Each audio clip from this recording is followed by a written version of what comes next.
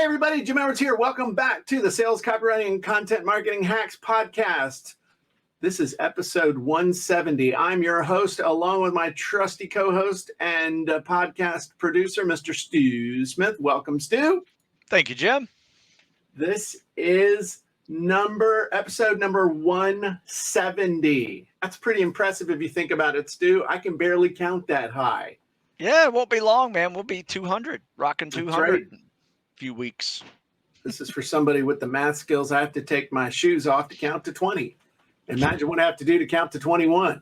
So, what are we talking about today, Stu? All right, let's shift gears a little bit and go into something a little more relevant to our actual tasks that you should consider in business. So building and delivering a webinar that sells is the title of this podcast. So if you would, let's discuss finding some easy ways to create your webinar, how to deliver it, how to make sales with it, where to put it. Right? And if there's obviously, is there a wizard or a script for that? And I know the answer, but just curious, where would you recommend people to find such wizards and scripts? Such wizardly genius. So interesting, you should ask. So, wow. Well, there's a whole bunch of different ways you can create a webinar that sells, Stu. I will give you a little bit of an overview. Shall I? That's perfect. Let me stand. Because, well, you know, this is how I do my best thinking. So one of the things that you can do is what's called a perfect webinar. And a perfect webinar is based on what Russell Brunson created, the framework for the perfect webinar, which he distilled down from a whole work by a whole bunch of other people as well. The bottom line with the perfect webinar is that you're going to eliminate the top three false beliefs people have. So typically people have beliefs about their skills. They have false beliefs about knowledge, and then they have false beliefs about resources they think they need to have. So what you do is you eliminate those false beliefs, usually with stories or examples, and then you install a new belief. And then as a result of those new beliefs, you then make them a really crazy cool offer to help them accomplish the big promise of the webinar. So that is the first one. So another way that you can do this is to do what I call the first steps, next steps. So the easiest way to explain this is if you, let's say you want to sell a course about, let's say I wanted to sell a course on how to write and publish an ebook. Okay. So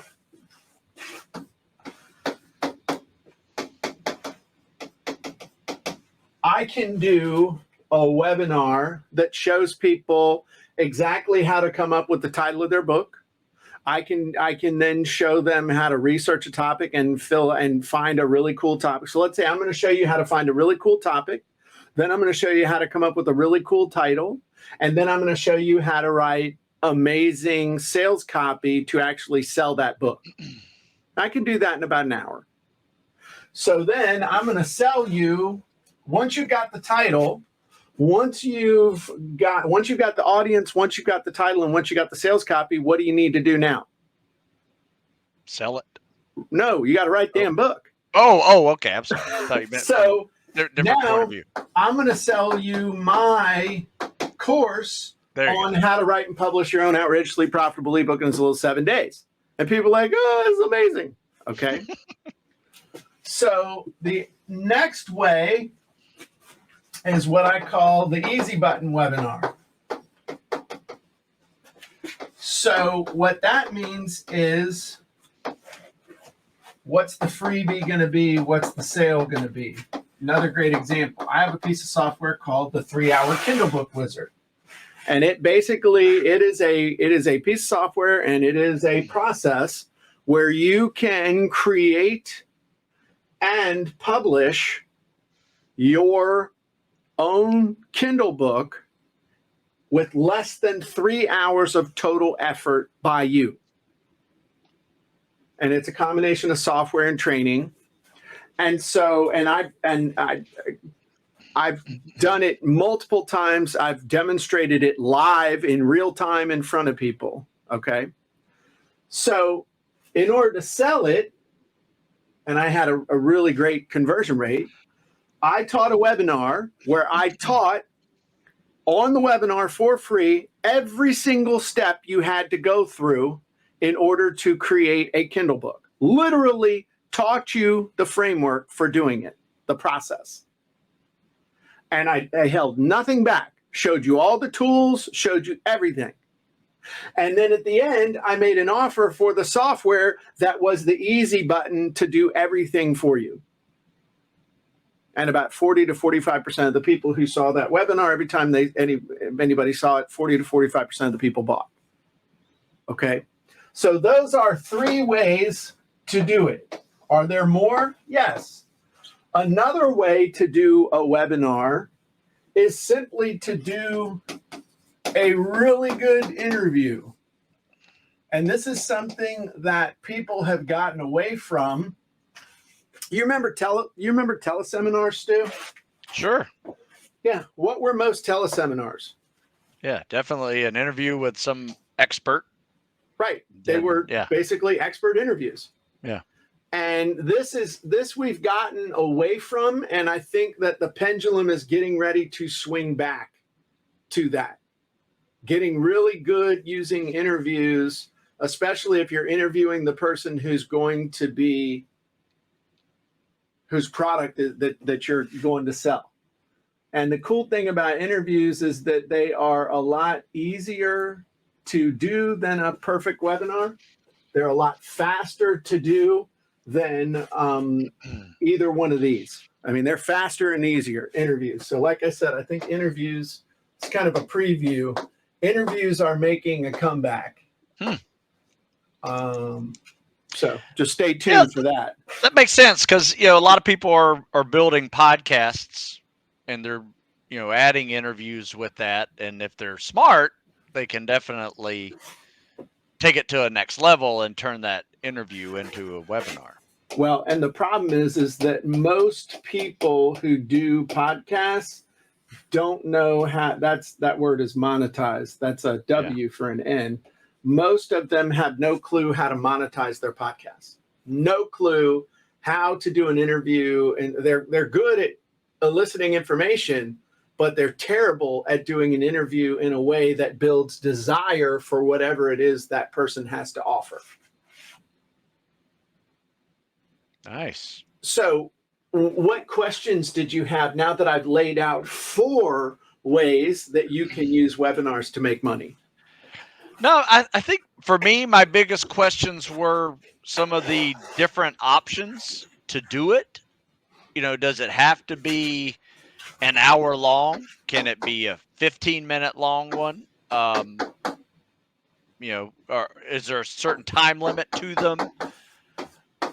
Okay, so let me answer that with one more, which is another way to make money with webinars, is simply to do a paid webinar, charge for it. I do that all the time. It's like a lot of people to sell with webinars, you got to do something for free and then get people to pay. Man, if it's really that good, write up a sales letter and sell people access to it, and then sell them something on the end anyway. So depending on the promise, depending on what you're doing, these right here, you want to make sure you're under 60 minutes. If at all possible, be under 60 minutes. People's brains disconnect, and that includes the pitch. So the reason for that, I think people are programmed for 60-minute increments. I'm finding that with any webinars and stuff we do, if you go, as soon as you hit the 60-minute mark, you start losing about a third of the people. The cool thing with an interview is that interviews typically 30 minutes is plenty. 30 minutes is plenty of time for an interview. You can go longer, but I don't think anybody has the stomach for anything over 60 minutes. I know I don't. Even if it's good, it's like I got other stuff to do. Even if I'm listening to something at double speed, you know, I listen to most videos and most stuff at a hyped up speed, even my own stuff. I pretty much up to the point where I listen to everything at double speed. So here,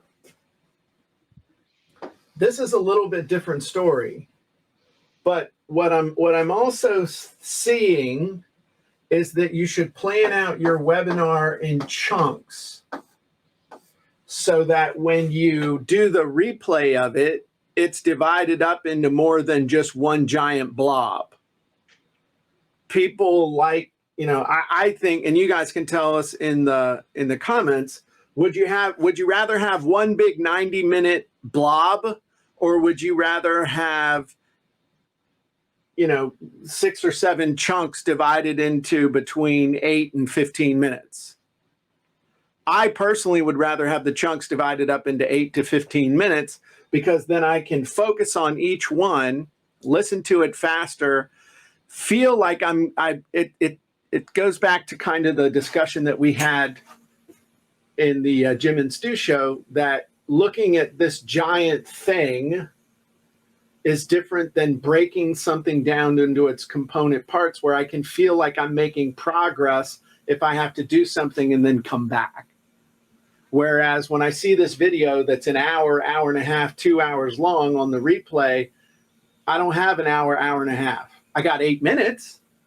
And then once I get going, then I can do the next one, the next one, the next one, breaking it down and having that feeling of progress, I think, is important as well.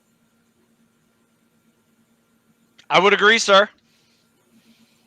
That's excellent. Now, how about this? Any particular wizard you would recommend for the webinar? Sure.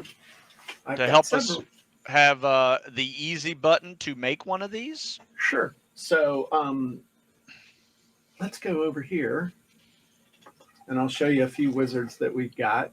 One, we have the Perfect Webinar Wizard inside of Funnel Scripts.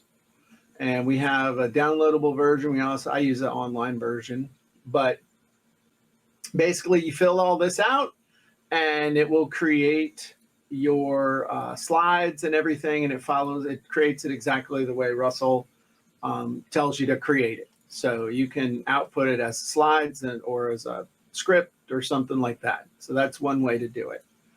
Another one, if you are doing any of these other examples, like the first step, next steps, or the easy bullet, then we actually have the framework script inside of Funnel Scripts, which makes it really easy for you to create a presentation of pretty much any size.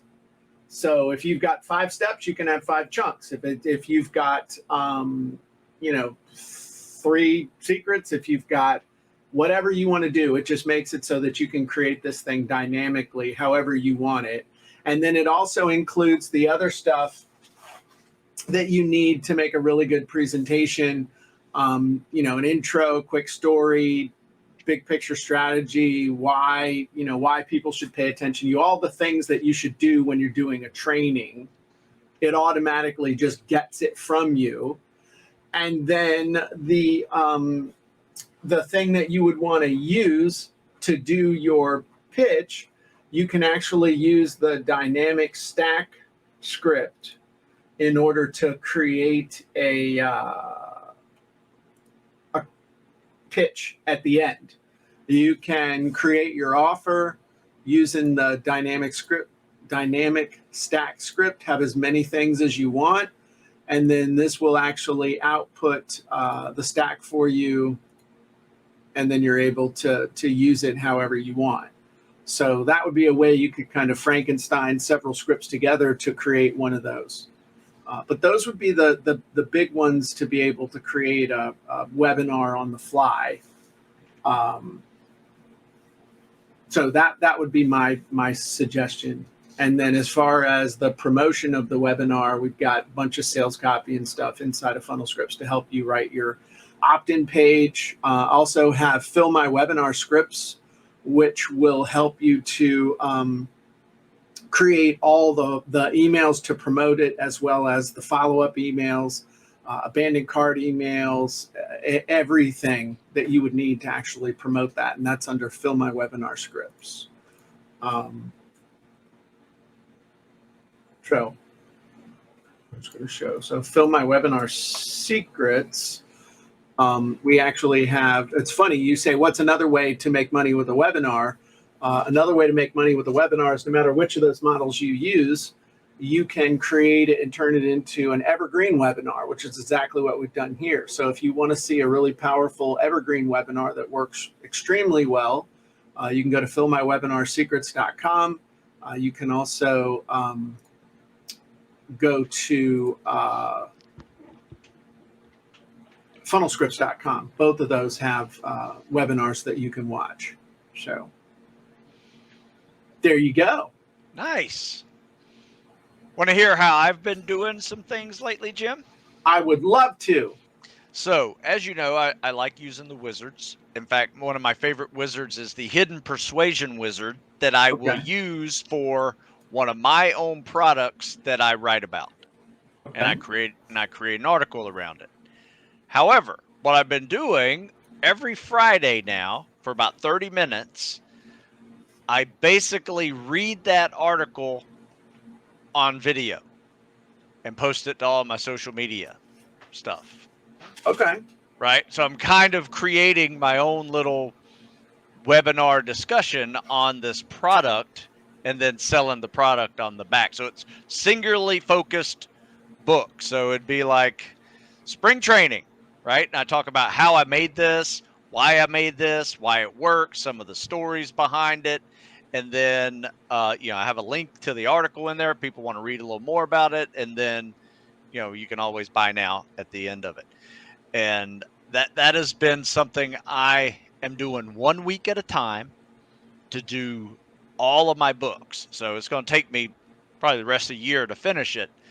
But it's been a fun little addition to my weekly video time.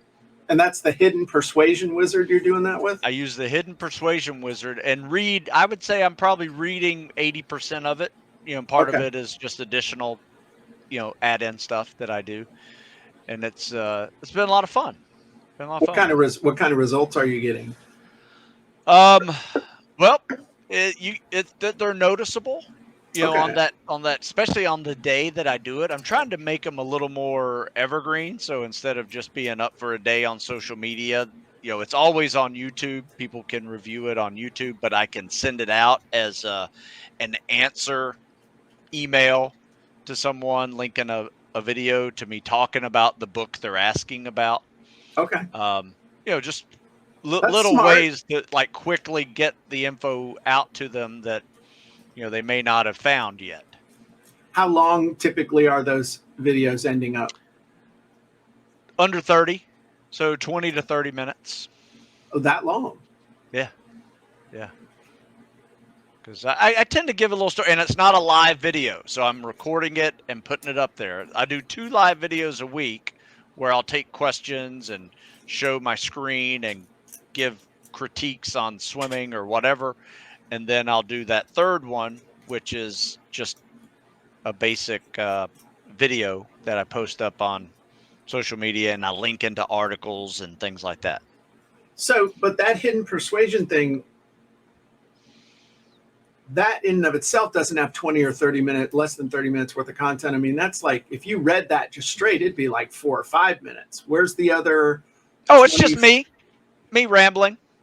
Okay. talking a little bit more about, my journey or why I wrote it, some of the Okay. stories behind it that, may not have been in the hidden persuasion part of it, I but gotcha. it's just a little bit of a, this is why I wrote this book. And So this it's is, like it's almost like origin story in the Hidden Persuasion Wizard, and FAQ had a dumpster baby and not sure what the lineage is, but we're having a good time and don't judge me.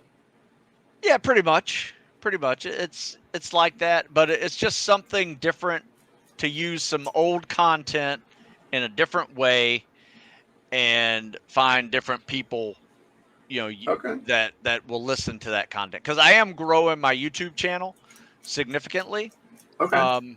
and just trying to, like I said, I think I told you a while back ago, I'm trying to get up to 100,000 followers on YouTube. I think I'm at like 37 right now, Okay. so I got a long way to go, but I see significant growth every week. Okay. So, yeah. That's awesome. That's really Yeah. cool. Yeah. Stu's the one that uses the wizards like I didn't intend, and then they work. So great job.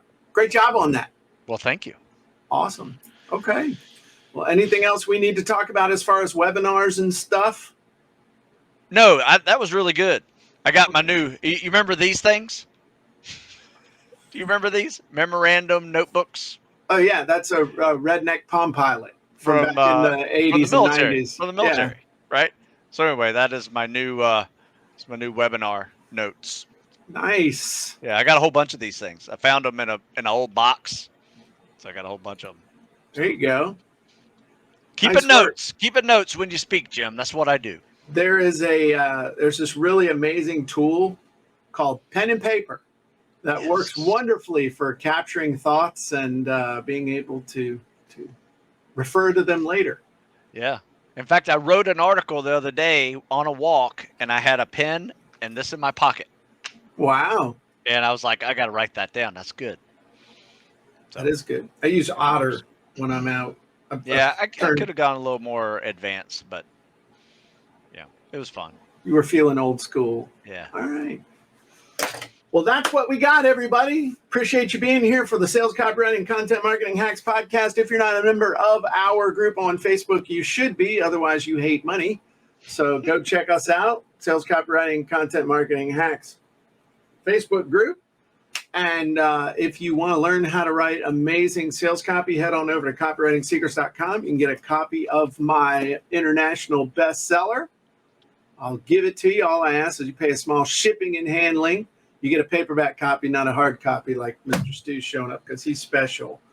And if you really love money and want to learn how to write amazing sales copy, make sure you take the order bump, where I read the book to Stu word for word, and then we actually talk about it a whole lot more. And there's tons and tons of amazing coolness in the audiobook version that's not in the print book. And Stu, if they want to get in amazing shape, what should they do? StuSmithFitness.com is a good place to start, as any. I thought you were going to say something like eat less, move more, and head on over to StuSmithFitness.com. Yeah, sorry. Didn't have it in me. Awesome. All right. Well, we will see y'all next time. Have a great day, everybody.